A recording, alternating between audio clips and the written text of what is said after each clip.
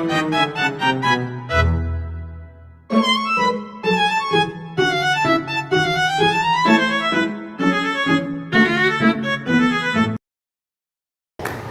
semuanya, selamat datang di podcast santai kita hari ini. Perkenalkan, saya Adrian.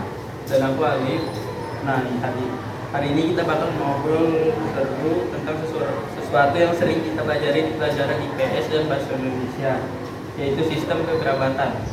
Iya, khususnya sistem kekerabatan matrilineal dan patrilineal. Tapi tenang aja kok, obrolan ini nggak akan kaku. Kita bakal bahas santai bareng teman-teman narasumber kita.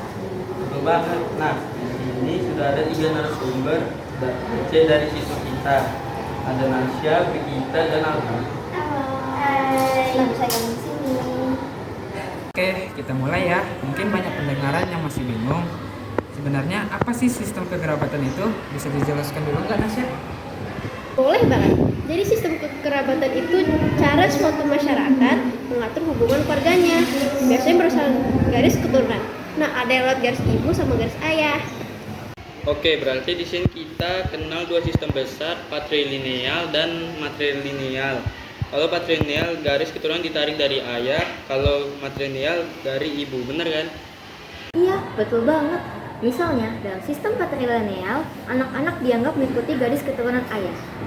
Jadi, warisan, nama keluarga, bahkan kedudukan biasanya diteruskan oleh pihak ayah. Contoh nyatanya ada di masyarakat Batak kan, mereka menganut patrilineal, jadi marga atau nama keluarganya diwariskan dari ayah ke anak-anaknya.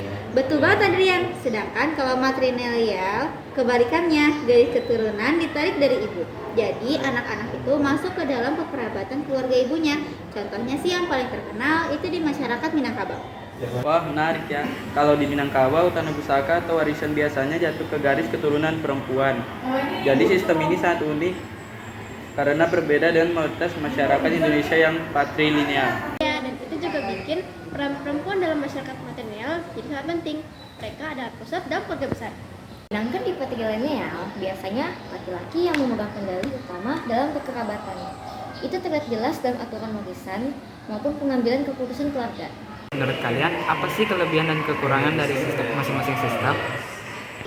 Kalau menurut aku sih sistem matrilineal itu bagus karena perempuan jadi punya posisi yang kuat. Nggak hanya dianggap sebagai pendamping aja, tapi di sisi lain laki-laki jadi bisa ngerasa kurang dihargai sih posisinya.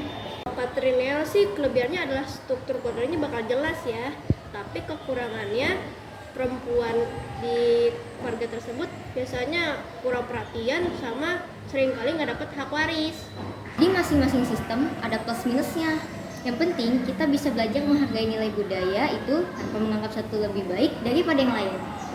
Wah, seru banget ya ngobrol kekerabatan matrilineal dan patrilineal bareng kalian.